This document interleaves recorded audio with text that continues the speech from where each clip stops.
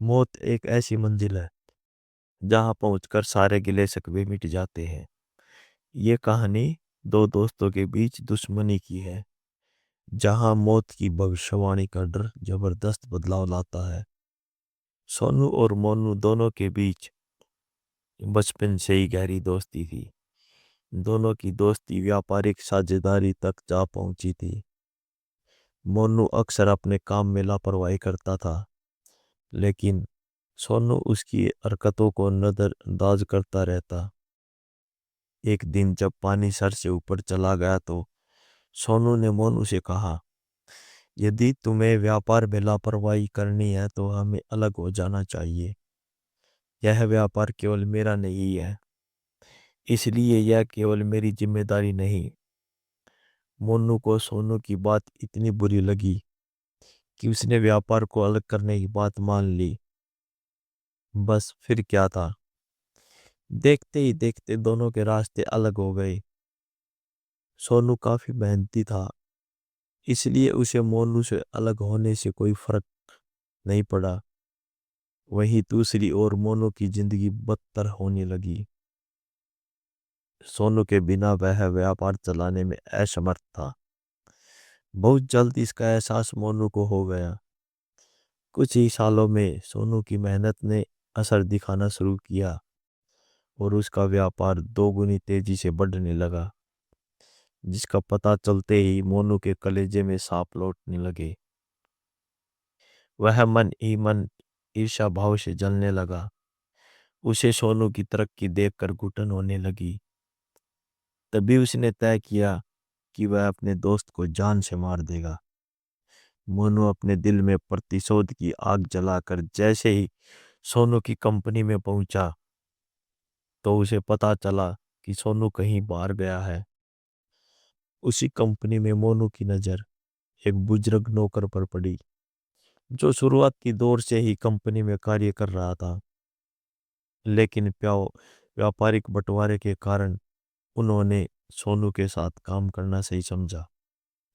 मोनू उनके पास पहुंचकर धमकी भरे अंदाज में सोनू को मारने की बात कहता है।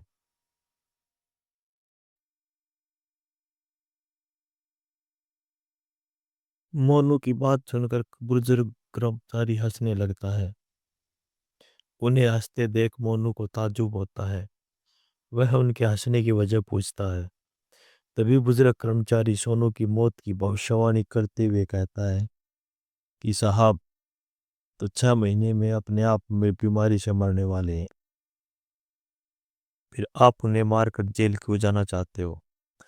कर्मचारी की बात सुनते ही मोनू के पैरों तले जमीन खिसक गई। उसे अपने फैसले से घृणा होने लगी। उसे यकीन ही नहीं हुआ उसका दोस्त इतनी जल्दी दुनिया से चला जाएगा। सोनू की मौत की खबर ने मोनू का गुस्सा शांत कर दिया था। वह अपनी नम आंखों से बुजुर्ग व्यक्ति से हाथ जोड़कर माफी मांगते हुए कहता है, सोनू को मेरे बारे में मत बताना, उसे दुख होगा। और इतना कहते ही मोनू वहां से वापस आ जाता है। मोनू को सोनू की चिंता सताने लगती है, लेकिन दोनों के बीच पैदा हुए मतभेद हर बार उसे सोनू के पास जाने से रोक लेते हैं। धीरे धीरे मोनू सोनू के प्रति सहानुभूति रखने लगता है। उसे सोनू की पुरानी बातें याद आने लगती है। उसे लगता है कि सोनू के मरने से पहले उसे अपने बचपन के दोस्त से एक बार जरूर मिलना चाहिए। और अगले ही दिन वह उससे मिलने उसके घर पहुंचता है। मोनू को अपने सामने देखकर सोनू खुश हो जाता है और उसे बैठने को कहता है। सोनू के सामान्य बर्ताव को देखकर मोनू सोच में पड़ जाता है। उसे लगता है सोनू को अपनी मौत के बारे में नहीं पता, इसलिए वह सोनू से उसकी बीमारी के बारे में कुछ नहीं पूछता। सोनू इतने सालों बाद अपने दोस्त से मिलकर बहुत खुश था। दोनों पुरानी बातें करके अपनी याद ताज़ा करते हैं और कुछ देर बाद मोनू वापस आ जाता है। सोनू से मिलकर मोनू को बहुत अच्छा लगता है। धीरे धीरे वक्त गुजरने के साथ सोनू की मौत का दिन भी आ जाता है। मोनू सारा दिन अपने दोस्त की मृत्यु के गम में दुखी बैठा रो रहा होता है, और जैसे ही रात होती है वह अपने दोस्त के घर पहुंच जाता है। वहां उसे सोनू मस्ती के मूड में नजर आता है। वह सोनू से पूछता है, तुम्हें इतनी गंभीर बीमारी है, फिर भी तुम्हें कोई चिंता नहीं। मोनू की बात सुनकर सोनू जोर जोर से हंसने लगता है और हंसते हुए कहता है, तुम पागल हो जो अच्छे भले व्यक्ति को बीमार कर रहे हो। मोनू अपनी बात साबित करने के लिए सोनू से उस कंपनी में काम कर रहे उसी बुजुर्ग नौकर को बुलाने को कहता है, जिसने 6 महीने पहले सोनू की मौत की भविष्यवाणी की थी। जैसे ही सोनू को पूरा माजरा पता चला, उसने तुरंत उसी बुजुर्ग नौकर को अपने घर बुलाया। उनके आते ही मोनू उन्हें डांटने लगा, लेकिन बुजुर्ग नौकर जैसे ही सोनू की मृत्यु की सच्चाई बताता है, मोनू पानी पानी हो जाता है। बुजुर्ग नौकर दोनों के सामने हाथ जोड़कर विनम्रता से कहता है कि मेरे द्वारा की गई मौत की भविष्यवाणी झूठी थी।